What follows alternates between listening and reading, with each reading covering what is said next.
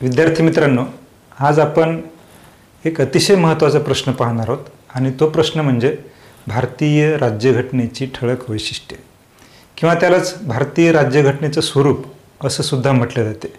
तर प्रामुख्याने स्पर्धा परीक्षेसाठी तर हा प्रश्न महत्त्वाचा आहेच, परंतु त्याचबरोबर जे काही लॉचे विद्यार्थी आहेत तर त्यांच्या दृष्टीने सुद्धा द कॉन्स्टिट्यूशनल लॉ हा एक प्रश्न असतो, तर तो लॉच्या दृष्टीने अतिशय महत्त्वाचा प्रश्न आहे। तर विद्यार्थी मित्रांनो, भारतीय राजकीय व्यवस्थेचं स्वरूप आपल्याला जर समजून घ्यायचं असेल तर आपल्याला सर्वात अगोदर भारताची जी काही राज्यघटना आहे ती राज्यघटना समजून घेणं आवश्यक आहे। तर भारतीय राज्यघटनेची जी काही वैशिष्ट्ये आज आपण पाहणार आहोत ही म्हणजे अशा प्रकारची वैशिष्ट्ये आहेत की या वैशिष्ट्यांचा अभ्यास केल्यानंतर किंवा ही वैशिष्ट्ये आपण समजून घेतल्याच्या नंतर आपल्याला एक राज्यघटनेचा एक ओव्हरलुक ज्याला म्हणतो आपण, एक ओव्हरव्ह्यू आपल्याला या प्रश्नाच्या माध्यमातून आपल्याला या ठिकाणी पाहायचा आहे। तर मित्रांनो, निश्चितच आपल्याला खऱ्या अर्थानं हा प्रश्न समजून घ्यायचा आहे आणि त्यामुळं थोडासा हा जो काही व्हिडिओ आहे तो एखाद्या वेळेस थोडासा लांब होऊ शकतो, परंतु आपल्याला हा प्रश्न सविस्तर अशा पद्धतीनं समजून घ्यायचा आहे, त्यामुळं आपण त्या दृष्टीनं प्रयत्न करूयात। तर भारतीय राज्यघटनेची जी काही वैशिष्ट्ये आहेत त्यांचा अभ्यास करत असताना मित्रांनो, सर्वात पहिलं जे काही वैशिष्ट्य आहे भारतीय राज्यघटनेचं ते म्हणजे भारताची राज्यघटना ही लिखित आणि निर्मित राज्यघटना आहे। ॲक्च्युली याच्यामध्ये दोन वैशिष्ट्ये आलेली आहेत, एक आहे लिखित राज्यघटना आणि दुसरं आहे निर्मित राज्यघटना। तर ही दोन्ही वैशिष्ट्ये आपण क्लबिंग केलेली त्या ठिकाणी। तर लिखित राज्यघटना याचा अर्थ काय, तर दोन प्रकारच्या राज्यघटना असतात, लिखित आणि अलिखित। जसे की आपल्याला माहीतच असेल की इंग्लंडची राज्यघटना ही अलिखित स्वरूपाची आहे। ती प्रथा परंपरेच्या आधारावर, राजकीय संकेताच्या आधारावर त्या ठिकाणी राज्यघटनेची निर्मिती झालेली आहे आणि त्या राज्यघटनेचं एक विशिष्ट अशा प्रकारचं पुस्तक किंवा ग्रंथरूपामध्ये ती राज्यघटना त्या ठिकाणी संकलित करण्यात आलेली नाही आणि म्हणून इंग्लंडची राज्यघटना ही अलिखित स्वरूपाची मानली जाते। परंतु त्याच्या उलट भारताची राज्यघटना ही मात्र लिखित स्वरूपाची आहे, लिखित आणि निर्मित राज्यघटना। निर्मित याचा अर्थ काय की ही राज्यघटना काळाच्या ओघामध्ये आपोआप निर्माण झालेली किंवा हळूहळू विकसित झालेली राज्यघटना नाही, तर ही जाणीवपूर्वक भारतीय घटनाकारांनी ही राज्यघटना निर्माण केली। राज्यघटनेची निर्मिती करण्यासाठी या ठिकाणी तज्ज्ञ घटना समितीची या ठिकाणी स्थापना करण्यात आली, त्याच्यामध्ये अनेक घटना तज्ज्ञांची नियुक्ती करण्यात आली। आपल्याला माहीत आहे की डॉक्टर राजेंद्र प्रसाद यांच्या अध्यक्षतेखाली भारतीय घटना समितीची स्थापना करण्यात आली होती आणि या घटना समितीमध्ये जे ड्राफ्टिंगचं काम होतं, ज्याला आपण मसुदा समिती म्हणतो, तर डॉक्टर बाबासाहेब आंबेडकर हे त्या समितीचे अध्यक्ष होते आणि त्यांनी खऱ्या अर्थानं ही राज्यघटना लिहिण्याचं काम हे त्यांनी केलेलं आहे आणि म्हणून भारताची राज्यघटना ही लिखित आणि निर्मित राज्यघटना आहे। ही राज्यघटना लिहून काढण्यासाठी किंवा या राज्यघटनेची निर्मिती करण्यासाठी साधारणतः जो काही कालावधी लागलेला आहे तो सुद्धा आपल्याला याच्यामध्ये मेन्शन करावा लागणार आहे। 2 वर्षे 11 महिने 18 दिवस एवढा प्रदीर्घ कालावधी या राज्यघटनेची निर्मिती करण्यासाठी लागलेला आहे आणि 26 नोव्हेंबर 1949ला आपल्या भारताची राज्यघटना ही लिहून पूर्ण झालेली आहे। ती राज्यघटना घटना समितीमध्ये आपण स्वीकृत केलेली आहे 26 नोव्हेंबर 1949ला, परंतु ॲक्च्युली ती इनॅक्ट कधी करण्यात आलेली आहे, तर 26 जानेवारी 1950 पासून ही राज्यघटना इनॅक्ट किंवा इन्फोर्स किंवा ज्याला आपण इम्प्लिमेंट म्हणतो, तर प्रत्यक्षामध्ये ही राज्यघटना 26 जानेवारी 1950 पासून ती अंमलात आलेली आपल्याला पाहायला मिळते। तर भारताच्या राज्यघटनेचं सर्वात पहिलं वैशिष्ट्य म्हणजे भारताची राज्यघटना ही लिखित आणि निर्मित स्वरूपाची राज्यघटना आहे। दुसरं वैशिष्ट्य आपण पाहू। दुसरं वैशिष्ट्य आहे मित्रांनो की भारताची राज्यघटना ही जगातील सर्वात मोठी राज्यघटना आहे। अतिशय विस्तृत अशा प्रकारची ही राज्यघटना आहे. अनेक विषय या राज्यघटनेमध्ये अतिशय सविस्तर पद्धतीनं या ठिकाणी समजावून सांगण्यात आलेले आहेत. आता भारताची राज्यघटना ही सर्वात विस्तृत राज्यघटना आहे. हे कशावरून म्हणू शकतो आपण? कारण जगामध्ये ज्या काही इतर देशांच्या राज्यघटना आहेत त्या इतर देशांच्या राज्यघटनेसोबत जर आपण आपल्या देशाच्या राज्यघटनेची तुलना केली तर आपल्या लक्षामध्ये येईल की भारताची राज्यघटना ही जगातील सर्वात मोठी राज्यघटना आहे. जसे की उदाहरणार्थ अमेरिकेच्या राज्यघटनेमध्ये केवळ 7च कलमांचा समावेश आहे. फ्रान्सची राज्यघटना आहे, फ्रान्सच्या राज्यघटनेमध्ये केवळ 89 कलमांचा समावेश करण्यात आलेला आहे. त्यानंतर काही उदाहरणादाखल आपण पाहूयात की जपानची राज्यघटना आहे. जपानच्या राज्यघटनेमध्ये फक्त 103 कलमांचा समावेश करण्यात आलेला आहे. कॅनडाची राज्यघटना आहे, कॅनडाच्या राज्यघटनेमध्ये केवळ 107 कलमांचा समावेश आहे. आणखी काही पाहूयात आपण. ऑस्ट्रेलियाची राज्यघटना आहे, केवळ 128 आर्टिकल्स त्या राज्यघटनेमध्ये आहेत. त्यानंतर आपलं शेजारची राष्ट्र चीनची राज्यघटना आहे, त्याच्यामध्ये केवळ 138 कलमांचा समावेश आहे. तर एकंदरीत जगामधील वेगवेगळ्या देशांच्या राज्यघटनांचा आपण अभ्यास केला तर आपल्या लक्षामध्ये येईल की या राज्यघटनेमध्ये जेवढी काही कलमं समाविष्ट करण्यात आलेली आहेत तर त्यांच्या तुलनेमध्ये भारताची राज्यघटना ही सर्वात मोठी राज्यघटना आहे. कारण मूळ राज्यघटनेमध्ये 395 कलमांचा समावेश करण्यात आलेला आहे आणि ही राज्यघटना एकूण 22 विभागामध्ये या राज्यघटनेची मांडणी करण्यात आलेली आहे. आणि या राज्यघटनेला एकूण 8 परिशिष्ट या राज्यघटनेला जोडण्यात आलेली आहेत. आता सद्यस्थितीमध्ये याच्यामध्ये आणखी वाढ झालेली आहे. हा मूळ राज्यघटनेचा विस्तार आहे, परंतु सद्यस्थितीमध्ये जर पाहिलं तर मला वाटतं बहुतेक 448 कलमांचा समावेश भारताच्या राज्यघटनेमध्ये आहे. आणि विभागांच्या बाबतीमध्ये जवळपास 25 पार्ट्समध्ये ही राज्यघटना आहे आणि जवळपास 12 शेड्यूल या राज्यघटनेला जोडण्यात आलेली आहेत. एकंदरीत हे पाहिल्याच्या नंतर आपल्या लक्षामध्ये येईल की भारताची राज्यघटना ही जगातील सर्वात मोठी राज्यघटना आहे. आता ही राज्यघटना विस्तृत होण्याचं काय कारण आहे? तर त्याचं एक सर्वात महत्त्वाचं कारण असं आहे मित्रांनो की भारतामध्ये जी काही संघराज्य शासन पद्धती आपण स्वीकारलेली आहे तर या ठिकाणी घटक राज्यांसाठी स्वतंत्र संविधान नाही. तर घटक राज्यांचे जे काही विषय आहेत ते मूळ राज्यघटनेमध्येच या ठिकाणी त्यांचा समावेश करण्यात आलेला आहे. याशिवाय अनेक अशा गोष्टी आहेत की ज्या भारतीय राज्यघटनेमध्ये अतिशय सविस्तर पद्धतीनं त्यांची मांडणी करण्यात आलेली आहे आणि म्हणून भारताचं संविधान किंवा भारताची राज्यघटना ही जगातील सर्वात मोठी राज्यघटना आहे. त्याच्यानंतरचा मुद्दा पाहूयात आपण की भारताच्या राज्यघटनेला जोडण्यात आलेली उद्देशपत्रिका, प्रेमबल ज्याला म्हणतो आपण, तर हे सुद्धा भारतीय राज्यघटनेचं एक अतिशय महत्त्वाचं वैशिष्ट्य आहे. कारण ही उद्देशपत्रिका किंवा याला आपण प्रस्तावना म्हणतो, राज्यघटनेची प्रस्तावना. तर ही राज्यघटनेची प्रस्तावना म्हणजे एक प्रकारे राज्यघटनेचा सारांश आहे.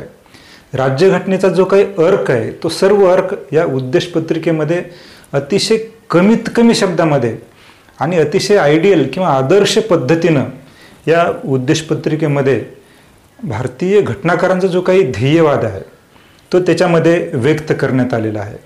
तर भारताच्या राज्यघटनेला जोडण्यात आलेली उद्देशपत्रिका हे सुद्धा भारतीय राज्यघटनेचं एक अतिशय महत्त्वाचं वैशिष्ट्य आहे. या उद्देशपत्रिकेमधले काही शब्द महत्त्वाचे आहेत. सार्वभौम, समाजवादी, धर्मनिरपेक्ष, लोकशाही, गणराज्य. म्हणजे भारतीय संघराज्याचं एकंदरीत स्वरूप कसं राहील ते या उद्देशपत्रिकेमध्ये व्यक्त केलेलं आहे. तर सार्वभौम याचा अर्थ भारताची राज्यघटना ही सार्वभौम आहे, म्हणजे ते कोणाच्याही नियंत्रणामध्ये नाही, किंवा भारतीय संघराज्य हे समाजवादी स्वरूपाचं असावं अशा प्रकारचा ध्येयवाद या उद्देशपत्रिकेमध्ये व्यक्त केलेला आहे. धर्मनिरपेक्षता किंवा धर्मनिरपेक्ष राज्य याचा अर्थ कोणताही अधिकृत धर्माचा स्वीकार राज्यघटनेमध्ये करण्यात आलेला नाही. तो आपण मुद्दा नंतर सुद्धा पाहणार आहोत. त्याच्यानंतर भारत हे एक लोकशाही राष्ट्र असेल. गणराज्याचा अर्थ काय आहे? तर गणराज्य याचा अर्थ म्हणजे लोकशाही तर आहेच, परंतु गणराज्य याचा अर्थ लोकांकडे जरी सत्ता असली तरीसुद्धा किंवा शासनकार्यात जनतेचा सहभाग असला तरीसुद्धा सत्ताधारी जे काही राज्यकर्ते किंवा जो काही राष्ट्रप्रमुख आहे तो प्रामुख्यानं लोकनिर्वाचित असेल असा त्याचा अर्थ आहे. तर अशा पद्धतीनं भारतीय संघराज्याचं स्वरूप किंवा घटनाकारांचा ध्येयवाद या उद्देशपत्रिकेमधून व्यक्त झालेला आपल्याला पाहायला मिळतो. त्याच्यानंतरचं जे काही महत्त्वाचं वैशिष्ट्य आहे ते आहे की भारतीय राज्यघटनेवर इतर राज्यघटनांचा फार मोठा प्रभाव पडलेला आपल्याला पाहायला मिळतो.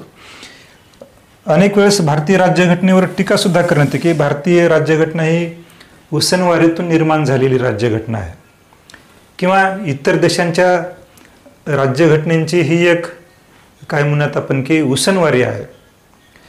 त्याच्यामध्ये काही अंशी तथ्य जरी असलं तरीसुद्धा ते पूर्णतः सत्य नाही. परंतु एक गोष्ट मात्र नक्की आहे की भारताची राज्यघटना तयार करत असताना घटना समितीनं किंवा घटनाकारांनी जगातील विविध देशाच्या राज्यघटनांचा अभ्यास केला आणि प्रत्येक राज्यघटनेमध्ये जी काही आदर्श किंवा आवश्यक अशा प्रकारच्या ज्या काही तरतुदी आहेत त्या सर्वांचा समावेश भारताच्या राज्यघटनेमध्ये करण्यात आलेला आपल्याला पाहायला मिळतो. तर त्याच्यामध्ये आपण पहिल्यांदा पाहूयात की अमेरिकेची जी राज्यघटना आहे या राज्यघटनेतून काय काय घेतलेलं आहे भारतीय राज्यघटनेमध्ये. तर मूलभूत हक्कांची तरतूद किंवा लिखित स्वरूपाची राज्यघटना, सर्वोच्च न्यायालय, न्यायिक पुनर्विलोकन, न्यायालयीन स्वातंत्र्य ही जी काही तत्व आहेत किंवा या ज्या काही तरतुदी आहेत त्या आपण अमेरिकेच्या राज्यघटनेतून स्वीकारलेल्या आहेत. त्यानंतर आपण पाहणार आहोत की जी काही कॅनडाची राज्यघटना आहे तर कॅनडाच्या राज्यघटनेतून आपण काय स्वीकारलं आहे तर आपलं जे काही केंद्र सरकार आहे ते प्रबळ केंद्र सरकार असायला पाहिजे ही जी काही तरतूद आहे किंवा हे जे काही तत्व आहे ते आपण कॅनडाच्या राज्यघटनेतून स्वीकारलेलं आहे. त्यानंतर आपण पाहणार आहोत आयर्लंडची राज्यघटना.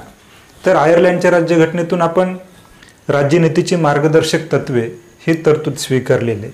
त्यानंतर आपण पाहणार आहोत की ऑस्ट्रेलियाची जी काही राज्यघटना होती तर या ऑस्ट्रेलियाच्या राज्यघटनेमधून आपण म्हणजे अधिकारांची विभागणी जी राज्यघटनेमध्ये केलेली आहे त्याच्यामध्ये समवर्ती सूची हा जो काही भाग आहे तो आपण ऑस्ट्रेलियाच्या राज्यघटनेकडून स्वीकारलेला आहे. त्यानंतर रशियाची जी काही राज्यघटना आहे त्याच्यामधून आपण मूलभूत कर्तव्य आणि विकासाच्या बाबतीचं जे काही मॉडेल आहे ज्याला आपण पंचवार्षिक योजना असं म्हणतो तर या पंचवार्षिक योजनेचं जे काही तत्व आहे ते आपण रशियाकडून स्वीकारलेलं आहे. त्यानंतर फ्रान्सची जी काही राज्यघटना आहे तर फ्रान्सच्या राज्यघटनेमधून आपण स्वातंत्र्य, समता, बंधुता ही जी काही लोकशाहीची तत्व आहेत ते आपण फ्रान्सच्या राज्यघटनेमधूनच स्वीकारली आहेत. त्याबरोबरच गणराज्य हे तत्वसुद्धा आपण फ्रान्सच्या राज्यघटनेकडूनच स्वीकारलेलं आहे.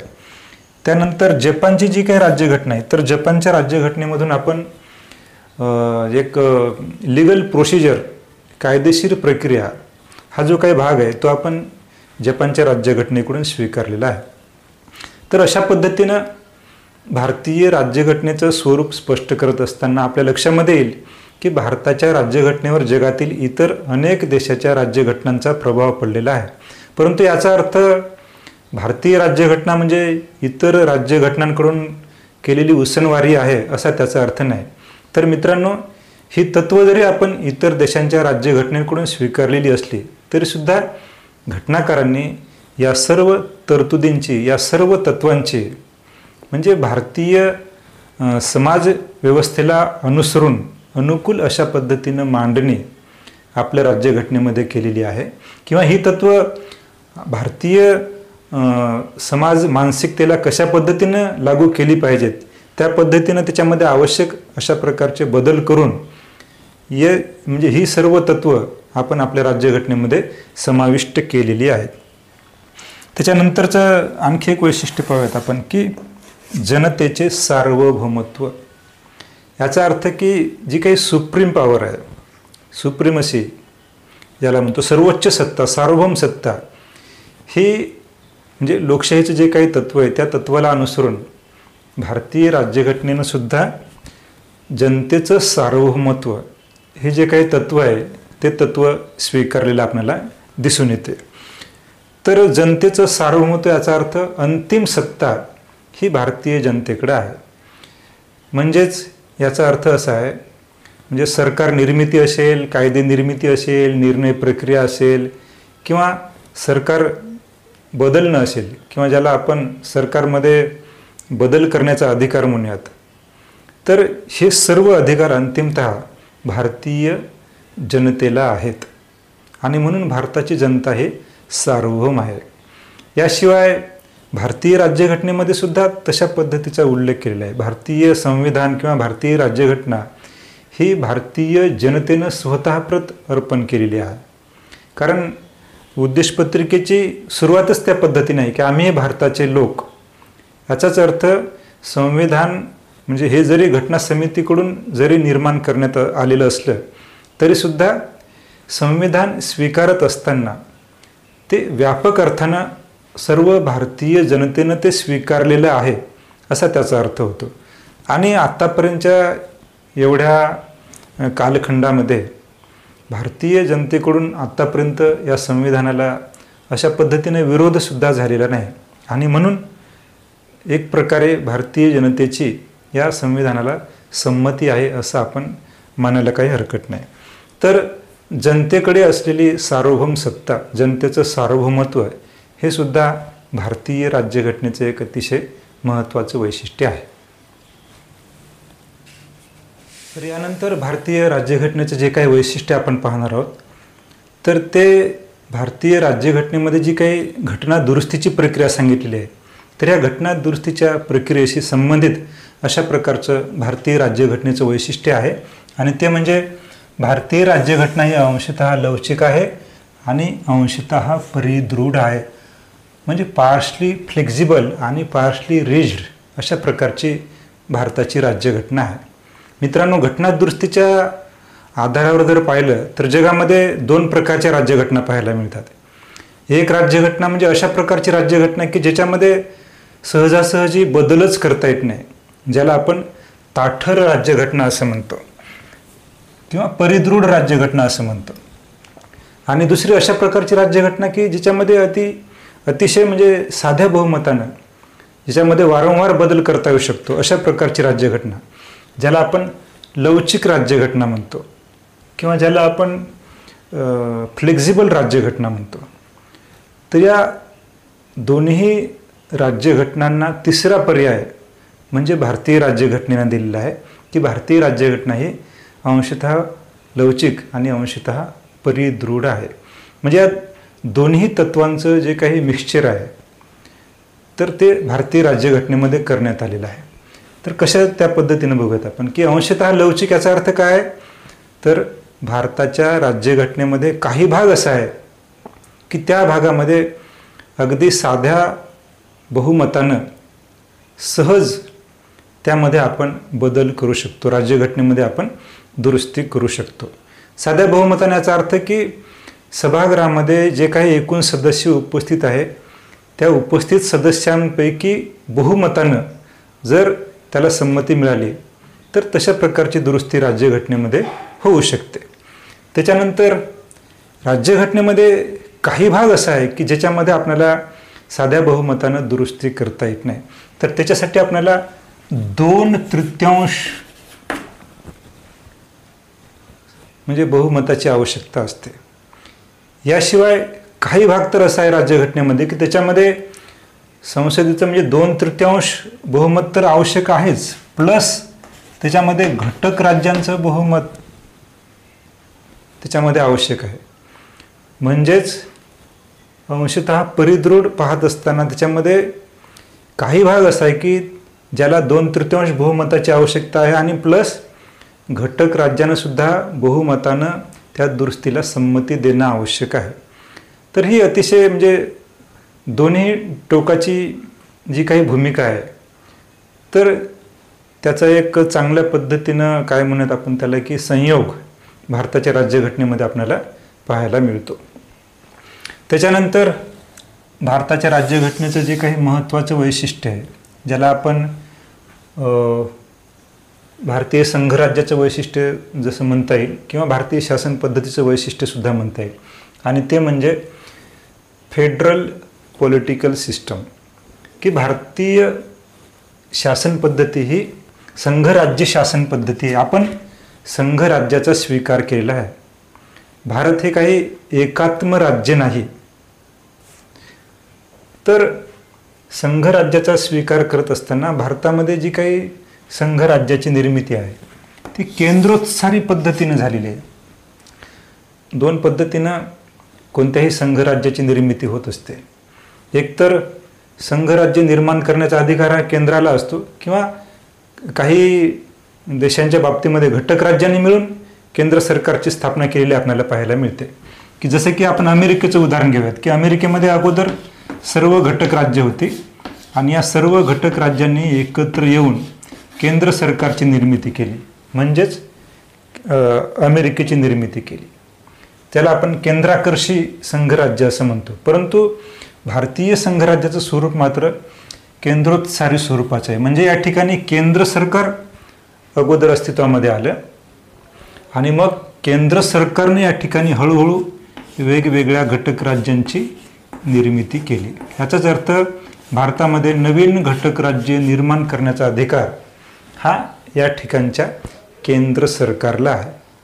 आपण सद्यस्थितीमध्ये जर पाहिलं तर भारतीय संघराज्यामध्ये एकूण 28 घटक राज्य आणि जवळपास 8 केंद्रशासित प्रदेश आपल्याला या ठिकाणी पाहायला मिळतात.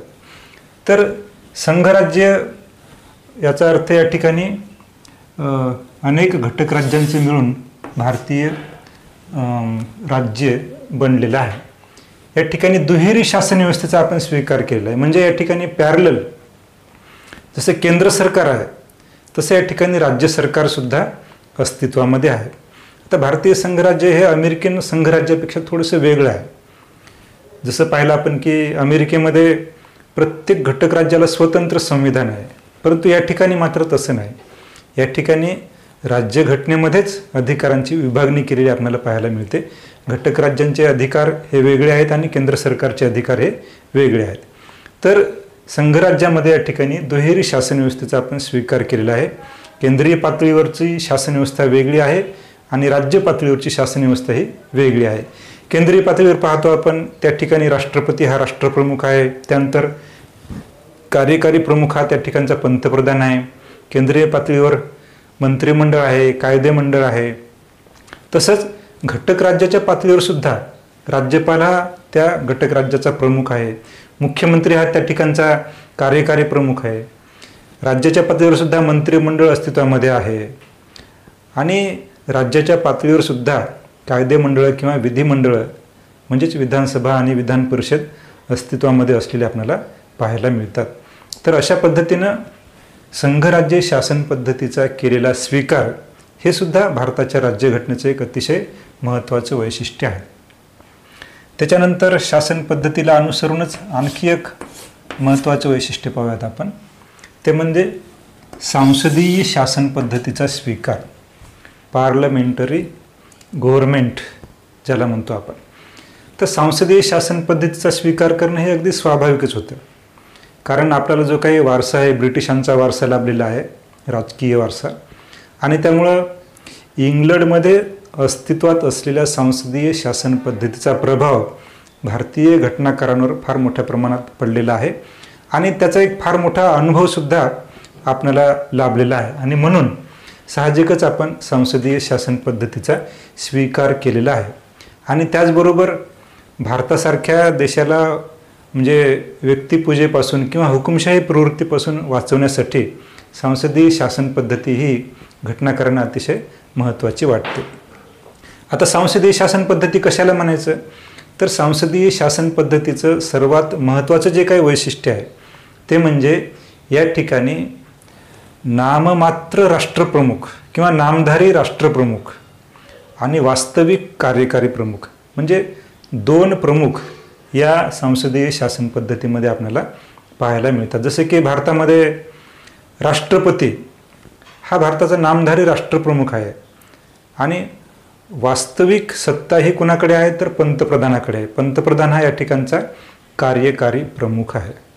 याशिवाय जबाबदारीचं तत्त्व हे एक संसदीय शासन पद्धतीचं अतिशय महत्त्वाचं वैशिष्ट्य आहे. जबाबदारीचं तत्व याचा अर्थ काय?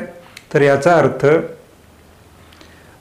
कार्यकारी मंडळ किंवा कार्यकारी प्रमुख हा कायदे मंडळाला जबाबदार आहे.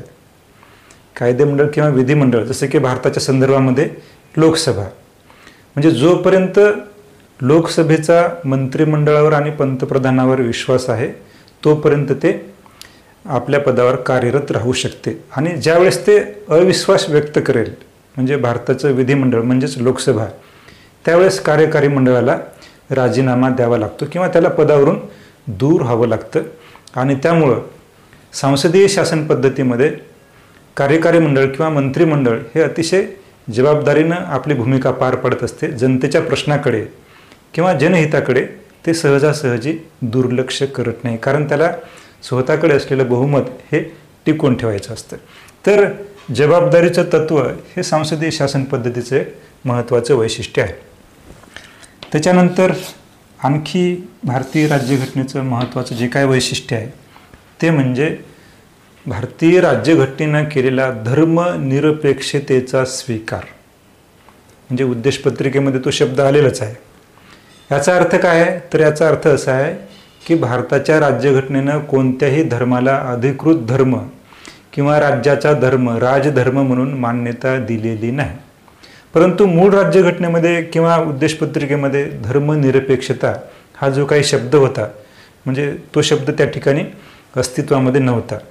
तर कधी त्याची म्हणजे आपण म्हणूयात की भारतीय राज्यघटनेमध्ये या शब्दाचा समावेश कधी करण्यात आलेला आहे? तर 1976ला जी 42वी जी काही घटनादुरुस्ती झाली, तर या घटनादुरुस्तीनुसार भारताच्या उद्देशपत्रिकेमध्ये धर्मनिरपेक्षता, सेक्युलर स्टेट असा त्या ठिकाणी अर्थाभिप्रेत आहे. तर धर्मनिरपेक्षता या तत्वाचा स्वीकार 42व्या घटनादुरुस्तीनुसार आपण केलेला आहे. आता धर्मनिरपेक्षतेचा याचा अर्थ काय आहे की निधर्मी, म्हणजे धर्माचं अस्तित्वच नाकारणारा. परंतु भारतीय संदर्भामध्ये राज्यघटनेमध्ये आपण पाहतो की धर्मनिरपेक्षतेचं जे काही तत्व आहे त्याचं कोणतंही विश्लेषण किंवा त्याचा कोणताही अर्थ राज्यघटनेमध्ये स्पष्ट करण्यात आलेला नव्हता. परंतु नंतरची जी काही घटनादुरुस्ती आहे, 45वी घटनादुरुस्ती, तर या 45व्या घटनादुरुस्तीनुसार धर्मनिरपेक्षता या तत्वाचा अर्थ स्पष्ट करण्यात आलेला आहे. आणि त्याचा अर्थ आहे सर्व धर्म समभाव. याचा अर्थ भारतामध्ये सर्वच धर्मांना सारख्याच प्रमाणामध्ये महत्त्व देण्यात आलेलं आहे. या ठिकाणी धार्मिक स्वातंत्र्य भारतीय नागरिकांना देण्यात आलेलं आहे. आणि धर्माच्या आधारावर राज्य किंवा राज्यघटना नागरिकांमध्ये कोणत्याही प्रकारचा भेदभाव करत नाही. सर्व धर्माच्या लोकांना या ठिकाणी म्हणजे समान पद्धतीनं वागणूक दिल्या जाते, असा त्याचा अर्थ आपण या ठिकाणी घ्यायचा आहे. तर धर्मनिरपेक्षता हे भारतीय राज्यघटनेचं एक महत्त्वाचं वैशिष्ट्य आहे. नेक्स्ट आपण पाहूयात सार्वत्रिक प्रौढ मताधिकार. भारतीय राज्यघटनेनं भारतीय नागरिकांना दिलेली सर्वात महत्त्वाची देणगी जर कोणती असेल तर ती आहे सार्वत्रिक प्रौढ मताधिकार. इतर अनेक देशांमध्ये आपण पाहतो की त्या ठिकाणी नागरिकांना मतदानाच्या अधिकारासाठी संघर्ष करावा लागलेला आहे. परंतु भारतामध्ये मात्र घटनाकारांनी राज्यघटनेमध्येच सार्वत्रिक प्रौढ मताधिकाराची तरतूद केलेली आहे. घटनेमधले जे काही कलम 326 आहे, या 326 कलमामध्ये प्रौढ मताधिकाराच्या तत्वाचा आपण स्वीकार केलेला आहे. प्रौढ याचा अर्थ काय? तर वयाची 18 वर्ष पूर्ण झालेला भारतीय नागरिक. सुरुवातीला ही जी काही वयोमर्यादा होती ती 21 वर्ष होती, परंतु 1988मध्ये 61वी घटनादुरुस्ती करण्यात आली. आणि या घटनादुरुस्तीनुसार म्हणजे मताधिकारासाठी आवश्यक जी काही वयोमर्यादा होती ती 21 वर्षावरून 18 वर्षे इतकी करण्यात आली. आणि म्हणून सद्यस्थितीमध्ये वयाची 18 वर्षे पूर्ण करणाऱ्या प्रत्येक भारतीय नागरिकाला मतदानाचा अधिकार देण्यात आलेला आहे. जात, धर्म, वंश, लिंग, संपत्ती इत्यादी कोणत्याही आधारावर व्यक्तिमध्ये भेदभाव न करता प्रत्येक भारतीयाला मतदानाचा अधिकार देण्यात आलेला आहे आणि प्रत्येक भारतीय नागरिकाच्या मताचं मूल्य हे समान आहे. आणि म्हणून हा अतिशय महत्त्वाचा अधिकार आहे ज्याच्यामध्ये जनतेचं सार्वभौमत्व म्हणतो आपण. तर ते सार्वभौमत्व प्रत्यक्षात साकारण्यासाठी हा जो काही अधिकार आहे तो अतिशय महत्त्वाचा अधिकार आहे आणि म्हणून त्याला संवैधानिक अधिकार असं सुद्धा म्हटलेलं आहे, म्हणजे कॉन्स्टिट्युशनल राईट्स. तर हे सुद्धा आपण मतदानाचा अधिकार फंडामेंटल राईट नाही, तो काय आहे, कॉन्स्टिट्युशनल राईट आहे, संवैधानिक अधिकार आहे. ओके. सार्वत्रिक प्रौढ मताधिकाराच्या नंतर भारतीय राज्यघटनेचं आणखी एक महत्त्वाचं वैशिष्ट्य आहे आणि ते म्हणजे भारतीय राज्यघटनेमध्ये करण्यात आलेली मूलभूत अधिकारांची तरतूद. मूलभूत अधिकार किंवा मूलभूत हक्क ज्याला म्हणतो आपण. तर भारतीय नागरिकांसाठी राज्यघटनेमध्ये लिखित स्वरूपामध्ये मूलभूत अधिकारांची किंवा मूलभूत हक्कांची तरतूद करण्यात आलेली आहे आणि त्याची हमी भारतीय नागरिकांना देण्यात आलेली आहे. कलम भारतीय राज्यघटनेमधलं कलम 12 ते 35च्या दरम्यान भारतीय नागरिकांसाठी जे काही मूलभूत अधिकार दिलेले आहेत त्याचे विश्लेषण किंवा त्याची तरतूद या कलमांमध्ये केलेली आहे. राज्यघटनेमधलं पार्ट 3 मध्ये कलम 12 ते 35 जवळपास 7 प्रकारचे मूलभूत अधिकार, मूलभूत हक्क भारतीय नागरिकांना देण्यात आलेले होते. त्याच्यामध्ये आपण पाहतो की स्वातंत्र्याचा अधिकार असेल, समतेचा अधिकार असेल, शोषणाविरुद्धचा अधिकार आहे, त्याच्यामध्ये धार्मिक स्वातंत्र्याचा अधिकार आहे, सांस्कृतिक आणि शैक्षणिक अधिकार आहे, त्याच्यामध्ये संपत्तीचा सुद्धा अधिकार होता, घटनात्मक उपायांचा अधिकार हा सुद्धा मूलभूत अधिकार आहे. आता हे 7 जे काही मूलभूत अधिकार होते त्याच्यापैकी संपत्तीचा जो काही अधिकार आहे तो मात्र आपले जे काही उद्देशपत्रिकेमधलं जो काही समाजवादाचं जे काही आपलं तत्व आहे, जो काही ध्येयवाद आहे, तर त्याच्याशी विसंगत असल्यामुळं संपत्तीचा अधिकार हा वगळण्यात आलेला आहे मूलभूत अधिकारामधून आणि तो आता मूलभूत अधिकार नाही तर तो आता कायदेशीर अधिकार आहे, ज्याला आपण लीगल राईट असं म्हणतो. तर संपत्तीचा अधिकार हा मूलभूत अधिकार नाही, संपत्तीचा अधिकार हा कायदेशीर अधिकार मानला गेलेला आहे. तर आपल्याला असं म्हणता येईल की जवळपास 6 मूलभूत हक्क, 6 प्रकारचे मूलभूत हक्क किंवा हक्कांची तरतूद भारताच्या राज्यघटनेमध्ये करण्यात आलेली आहे.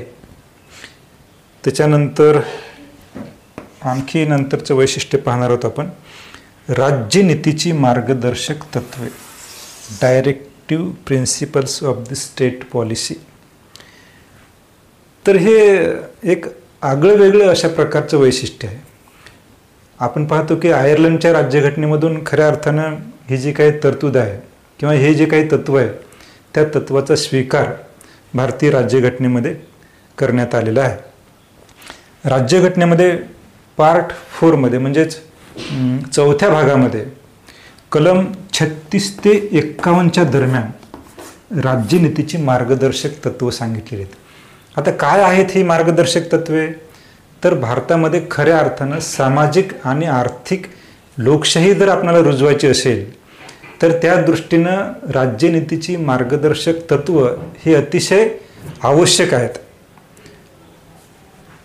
तर आता राज्यनीतीची मार्गदर्शक जी काही तत्व आहेत ही तत्व म्हणजेच काय आहे, एक प्रकारे उद्देशपत्रिकेमध्ये जे काही तत्व आपण स्वीकारलेली आहेत तर त्या उद्देशपत्रिकेचा एक प्रकारे विस्तार या राज्यनीतीच्या मार्गदर्शक तत्वांच्या माध्यमातून करण्यात आलेला आहे.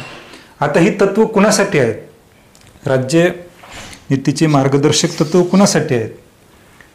तर प्रत्येक पातळीवर जी काही डिसिजन मेकिंग जी काही अथॉरिटी आहे, ज्याला सत्ताधारी म्हणतो आपण, तर केंद्र सरकारसाठी सुद्धा आहेत आणि घटक राज्यांसाठी सुद्धा आहेत की येणाऱ्या काळामध्ये आपल्या देशाच्या म्हणजे सरकारची दिशा कोणती असायला पाहिजे किंवा सरकारनं कोणत्या दिशेनं कोणत्या क्षेत्रामध्ये काम केलं पाहिजे, काय अपेक्षित आहे.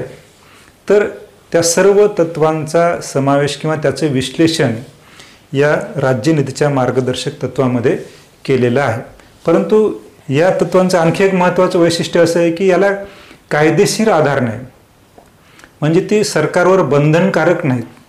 परंतु स्वेच्छेनं सरकारला जर वाटलं तर सरकार त्या क्षेत्रामध्ये कायदा करू शकते. ही एक प्रकारे आपल्या राज्यकारभाराला दिशा देण्याचं काम ही राज्यनीतीची मार्गदर्शक तत्व करत असतात. ठीक, त्याच्यानंतरचे आपण वैशिष्ट्य पाहणार आहोत. यानंतरचं जे काही भारतीय राज्यघटनेचं वैशिष्ट्य आहे ते आहे भारतीय राज्यघटनेमध्ये करण्यात आलेला मूलभूत कर्तव्यांचा समावेश. याला आपण फंडामेंटल ड्युटीज असं म्हणतो. तर भारतीय राज्यघटनेमध्ये जसे मूलभूत अधिकारांची तरतूद केलेली आहे तसंच भारतीय राज्यघटनेमध्ये मूलभूत कर्तव्यांचा सुद्धा समावेश करण्यात आलेला आहे. परंतु ॲक्च्युली आपली जे काही मूळ राज्यघटना आहे तर मूळ राज्यघटनेमध्ये ही मूलभूत कर्तव्ये त्यामध्ये समाविष्ट करण्यात आलेली नव्हती. ती कुठंतरी आपल्या राज्यघटनेमधली उणीव होती आणि 1976मध्ये ही उणीव त्या ठिकाणी भरून काढण्यात आली. 1976ला जी काही 42वी घटना दुरुस्ती करण्यात आली तर या 42व्या घटना दुरुस्तीनुसार राज्यघटनेमध्ये मूलभूत कर्तव्यांचा समावेश करण्यात आलेला आहे. आता हा भाग कुठे इन्सर्ट केलेला आहे? आपण पाहिलं की जे काही राज्यनीतीची मार्गदर्शक तत्व आहेत म्हणजे अगोदर 12 ते 35 कलम 12 ते 35 मूलभूत हक्कांचा किंवा अधिकारांचा समावेश आहे. त्यानंतर कलम 36 ते 51 पर्यंत म्हणजे राज्यनीतीची मार्गदर्शक तत्व म्हणजे त्यांचा समावेश करण्यात आलेला आहे. आणि मग त्याला एक नवीन पार्ट त्या ठिकाणी जोडण्यात आलेला जो मूलभूत कर्तव्यांचा आहे. तर 51अ हा एक नवीन पार्ट ज्याच्यामध्ये 11 मूलभूत कर्तव्य भारतीय नागरिकांसाठी सांगण्यात आलेली आहेत. तर त्याचा समावेश भारताच्या राज्यघटनेमध्ये करण्यात आलेला आहे. आता ही जी काही 11 मूलभूत कर्तव्य आहेत या 11 मूलभूत कर्तव्यांचं पालन करणं हे भारतीय नागरिकांकडून अपेक्षित आहे. या ठिकाणी परंतु आहे की त्याच पद्धतीनं ज्या पद्धतीनं राज्यनीतीची मार्गदर्शक तत्व आहेत तोच दर्जा या 51अ देण्यात आलेला आहे. याचाच अर्थ असा आहे की त्यालासुद्धा कायदेशीर काय म्हणू त्याला की दर्जा नाही आहे. म्हणजे नागरिकांनी मूलभूत कर्तव्यांचं पालन करावं अशा प्रकारची अपेक्षा व्यक्त केली आहे परंतु ती भारतीय नागरिकांवर बंधनकारक नाहीत. या मूलभूत कर्तव्यांचं पालन करणं हे भारतीय नागरिकांवर बंधनकारक नाही. तर ती थोडीशी उणीव तो एक उत्स्फूर्त अशा प्रकारचा भाग आहे. नेक्स्ट भारतीय राज्यघटनेचे जे काही वैशिष्ट्य आहे ते आहे एकेरी नागरिकत्वाचा आपण केलेला स्वीकार. एकेरी नागरिकत्व याच्यामध्ये दुसरा जो काही प्रकार आहे तो असतो की दुहेरी नागरिकत्व. जसे की अमेरिकेमध्ये दुहेरी नागरिकत्वाचा त्या ठिकाणी स्वीकार केलेला आहे परंतु भारतीय राज्यघटनेमध्ये मात्र एकेरी नागरिकत्वाचा स्वीकार केलेला आहे. तर या तत्वानुसार संपूर्ण देशासाठी एकच नागरिकत्व बहाल करण्यात आलेलं आहे. जसे की अमेरिकेमध्ये प्रत्येक स्टेटसाठी वेगळं नागरिकत्व आहे. म्हणजे एका स्टेटमधून दुसऱ्या स्टेटमध्ये जायचं असेल तर त्या ठिकाणी नागरिकत्वाच्या वेगवेगळ्या अटी आहेत. त्या ठिकाणी प्रत्येक स्टेटमधून दुसऱ्या स्टेटमध्ये जर जायचं असेल तर त्याला परवानगी घ्यावी लागते. परंतु भारतामध्ये मात्र अशा प्रकारचं दुहेरी नागरिकत्व नाही. भारतामधल्या कोणत्याही घटक राज्यामध्ये किंवा कोणत्याही केंद्रशासित प्रदेशामध्ये एखाद्या व्यक्तीचा जन्म झाला असेल तर तो भारताचाच नागरिक आहे. त्याला एका घटक राज्यामधून दुसऱ्या घटक राज्यामध्ये जाण्यासाठी वेगळ्या प्रकारची परवानगी घेण्याची आवश्यकता नाही किंवा वेगवेगळ्या घटक राज्यासाठी नागरिकत्वाच्या वेगवेगळ्या अटीसुद्धा नाहीत. तर भारतीय भूप्रदेशामध्ये कुठेही जन्म झाला असेल तर कोणत्याही आधारावर व्यक्तीमध्ये भेदभाव न करता प्रत्येक व्यक्तीला भारताचं नागरिकत्व बहाल करण्यात आलेलं आहे. आणि भारताचा नागरिक म्हणून त्याला जे काही राजकीय हक्क आहेत आणि जे काही नागरी हक्क आहेत नागरी अधिकार आहेत त्याचा तो उपभोग घेऊ शकतो. तर एकेरी नागरिकत्व. त्याच्यानंतर एक महत्त्वाचं वैशिष्ट्य आपण पाहू ते म्हणजे आणीबाणीविषयक तरतूद. भारतीय राज्यघटनेमध्ये करण्यात आलेली आणीबाणीविषयक तरतूद ज्याला आपण इमर्जन्सी पॉवर म्हणतो. आपण सुरुवातीलाच पाहिलं की भारतामध्ये केंद्र सरकार हे प्रबळ अशा प्रकारचं आहे किंवा केंद्र सरकारला सत्तेमध्ये झुकतं माप दिलेलं आहे. आणि त्यामुळं भारतीय संघराज्य हे एकात्म शासन व्यवस्थेकडे सुद्धा कधी कधी आपल्याला झुकलेलं पाहायला मिळते. तर राज्यघटनेमधले जे काही कलम आहेत 352 ते कलम 360 याच्या दरम्यान आणीबाणीविषयक म्हणजे ज्याला काय म्हणतात की एखादी अशी परिस्थिती जर उद्भवली म्हणजे आपत्कालीन परिस्थिती, एक्स्ट्रा ऑर्डिनरी सिच्युएशन ज्याला म्हणतो आपण, तर अशा परिस्थितीवर नियंत्रण मिळवण्यासाठी किंवा त्या परिस्थितीवर मात करण्यासाठी, ती सिच्युएशन हँडल करण्यासाठी राज्यघटनेमध्ये अशा प्रकारची तरतूद करण्यात आलेली आहे. ह्या ज्या काही आणीबाणीविषयक तरतूद आहेत त्याच्यामध्ये सर्वात प्रथम आपण पाहणार आहोत की कलम 352 हे राष्ट्रीय आणीबाणीशी संबंधित आहे, ज्याला आपण नॅशनल इमर्जन्सी असं म्हणतो, NE. तर कलम 352 नुसार युद्धजन्य परिस्थितीमध्ये किंवा नैसर्गिक आपत्ती असेल किंवा आणखीन म्हणजे समकक्ष अशा प्रकारच्या ज्या काही परिस्थिती आहेत त्याच्यामध्ये राष्ट्रपतीला राष्ट्रीय आणीबाणी जाहीर करण्याचा अधिकार आहे. नेक्स्ट दुसरी जी काही आणीबाणी आहे ती आहे कलम 356.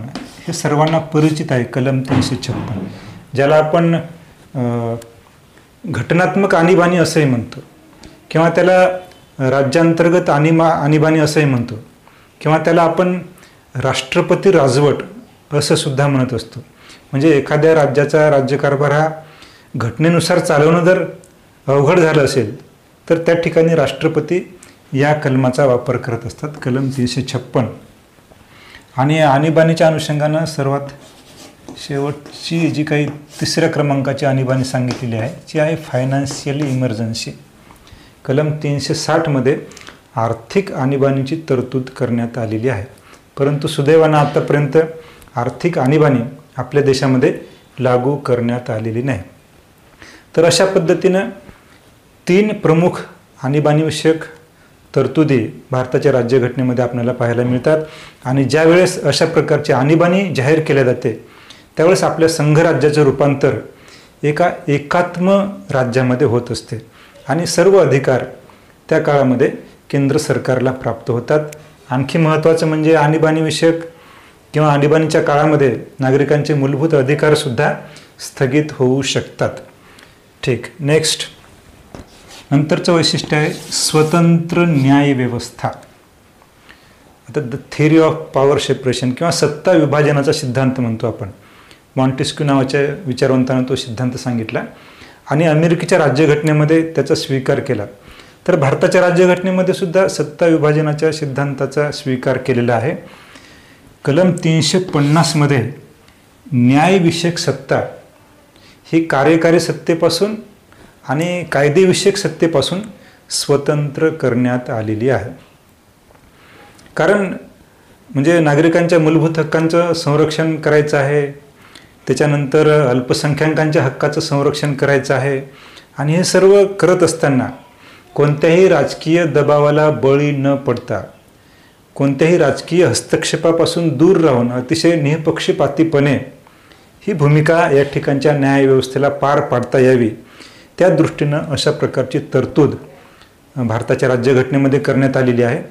अर्थात आपण एकेरी न्यायव्यवस्थेचा स्वीकार केलेला आहे आणि आपली न्यायव्यवस्था ही राजकीय हस्तक्षेपापासून दूर आहे, निःपक्षपातीपणे ते आपलं कार्य करू शकते. त्या दृष्टीनं अनेक तरतुदी ज्याला आपण न्यायालयीन स्वातंत्र्य असं सुद्धा म्हणतो तर त्या अनेक तरतुदी राज्यघटनेमध्ये करण्यात आलेल्या आहेत. नंतर न्यायव्यवस्थेशी संबंधित आणखी एक महत्त्वाचं वैशिष्ट्य आहे न्यायिक पुनर्विलोकन, ज्युडिशियल रिव्ह्यू ज्याला म्हणतो आपण. तर न्यायिक पुनर्विलोकन याच्या कलम 13 न्यायिक पुनर्विलोकनाचा जो काही अधिकार आहे सर्वोच्च न्यायालयाचा तो अधिकार मान्य करण्यात आलेला आहे. आता भारताच्या राज्यघटनेची आणि नागरिकांच्या मूलभूत हक्कांचं संरक्षण करण्याची जी काही जबाबदारी आहे ते भारताच्या सर्वोच्च न्यायालयावर आहे आणि त्या दृष्टिकोनातून सर्वोच्च न्यायालयाला हा अधिकार देण्यात आलेला आहे. काय आहे न्यायिक पुनर्विलोकनाचा अधिकार? तर संसदेनं किंवा विधिमंडळानं केलेला एखादा कायदा हा राज्यघटनेच्या मूलभूत चौकटीशी जर विसंगत असेल किंवा त्या कायद्यामुळं नागरिकांच्या मूलभूत अधिकारांवर जर अतिक्रमण होत असेल तर अशा परिस्थितीमध्ये तो कायदा रद्द करण्याचा अधिकार हा सर्वोच्च न्यायालयाला प्राप्त झालेला आहे. किंवा आणखी कोणत्या आधारावर तो कायदा रद्द होऊ शकतो तर कायदा निर्मितीची एक प्रक्रिया असते आणि त्या प्रक्रियेचं पालन जर झालेलं नसेल म्हणजे कायदा निर्मितीची प्रक्रिया डावलून जर एखादं म्हणजे विधेयकाचं रूपांतर कायद्यामध्ये झालेलं असेल तर असा कायदासुद्धा असंवैधानिक किंवा घटनाबाह्य म्हणून घोषित करण्याचा अधिकार, तो कायदा अवैध ठरवण्याचा अधिकार या ठिकाणच्या सर्वोच्च न्यायालयाला प्राप्त झालेला आहे. आणि या न्यायिक पुनर्विलोकनामुळं नागरिकांच्या मूलभूत हक्कांचं राज्यघटनेचं संरक्षण करणं हे सर्वोच्च न्यायालयाला शक्य झालेलं आहे. तर भारताच्या न्यायालयाला प्राप्त झालेला न्यायिक पुनर्विलोकनाचा अधिकार हे सुद्धा भारताच्या राज्यघटनेचं एक महत्त्वाचं वैशिष्ट्य आहे. आता शेवटचा एक मुद्दा आपण पाहूयात की घटनात्मक संस्था, ज्याला आपण स्वायत्त संस्था किंवा स्वतंत्र संस्थांची तरतूद असंही म्हणूयात. बरेच वेळेस याच्याकडं दुर्लक्ष केलं जाते, परंतु घटनात्मक संस्थांची निर्मिती हे सुद्धा भारताच्या राज्यघटनेचं एक अतिशय महत्त्वाचं वैशिष्ट्य आहे. भारताच्या राज्यघटनेनं नुसतं म्हणजे कायदे मंडळ, न्यायमंडळ आणि कार्यकारी मंडळ या तीनच मंडळाची निर्मिती केलेली नाही. तर ही तीन मंडळं तर आपापल्या क्षेत्रामध्ये काम करतातच, परंतु त्याचबरोबर भारताच्या राज्यघटनेने इतर काही घटनात्मक संस्थांची सुद्धा निर्मिती केलेली आहे आणि या घटनात्मक संस्था स्वतःच्या अंतर्गत क्षेत्रामध्ये स्वायत्त आहेत, त्या स्वतंत्र आहेत, त्या आपापल्या पद्धतीनं कार्य करत असतात. आता याच्यामध्ये प्रामुख्यानं निवडणूक आयोग, इलेक्शन कमिशन, कलम 324, कॅग ज्याला आपण म्हणतो की कंट्रोलर अँड ऑडिटर जनरल म्हणजे कलम 148, त्याच्यानंतर UPSC ज्याला केंद्रीय लोकसेवा आयोग, 315, त्याच्यानंतर वित्त आयोग, UGC किंवा मग घटक राज्यांसाठी जे काही MPSC जसं की महाराष्ट्रासाठी आहे, तर म्हणजे राज्यसेवा आयोग. तर अशा पद्धतीनं काही स्वायत्त संस्था, स्वायत्त मंडळं यांचीसुद्धा भारतीय राज्यघटनेनं निर्मिती केलेली आहे आणि या सर्व संस्था, ही सर्व मंडळं अंतर्गत क्षेत्रामध्ये स्वायत्त असतात. त्यांच्या अंतर्गत कारभारामध्ये हस्तक्षेप करता येत नाही. तर ही मंडळं आपापल्या ठिकाणी त्यांची भूमिका पार पाडत असतात. तर या घटनात्मक संस्थांची केलेली निर्मिती हे सुद्धा भारतीय राज्यघटनेचं एक अतिशय महत्त्वाचं वैशिष्ट्य आहे. तर मित्रांनो, एकंदरीत ही काही भारतीय राज्यघटनेची ठळक वैशिष्ट्ये आहेत. आपण जर खरंच म्हणजे मनापासून राज्यघटनेची ही सगळी वैशिष्ट्ये जर आपण समजून घेतली तर एवढी भारताची राज्यघटना कितीही मोठी राज्यघटना असली तरीसुद्धा त्याची थीम काय आहे किंवा त्याची मध्यवर्ती संकल्पना काय किंवा राज्यघटनेचा सारांश किंवा ज्याला आपण म्हणजे सोप्या भाषेमध्ये आणखी की त्याचा एक ओव्हरव्ह्यू आपणाला या वैशिष्ट्यांमधून होत असतो. तर या वैशिष्ट्ये म्हणजे ही जी काही वैशिष्ट्ये आहेत ती सर्व वैशिष्ट्ये पाहिल्यानंतर आपल्या लक्षामध्ये येईल की खरंच भारताची राज्यघटना ही एक अद्वितीय अशा प्रकारची राज्यघटना आहे. भारताची राज्यघटना ही अतिशय म्हणजे तात्विक दृष्टिकोनातून जर आपण पाहिलं तर एक अतिशय आदर्श अशा प्रकारची राज्यघटना आहे.